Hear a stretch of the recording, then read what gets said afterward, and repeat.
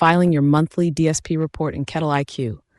In this short training, I'll show you how to generate TTB Form 151040 from your proof gallon ledger, review each figure, and file it.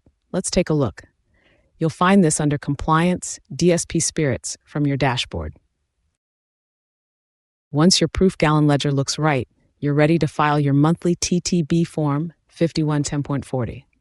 Select the reporting period at the top, then click Generate Report. It pulls straight from your ledger, beginning proof gallon inventory, production, storage transfers, tax paid and bonded removals, and ending inventory.